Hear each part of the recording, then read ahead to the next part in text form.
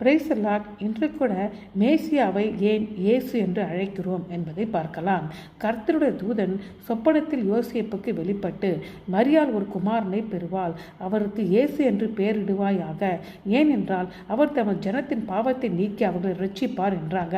இயேசு என்பதற்கு கர்த்தர் ரட்சிக்கிறார் என்று பொருள். தேவதூதன் இங்கு சங்கீதம் 130:8 மேற்கோள் காட்டுகிறாங்க.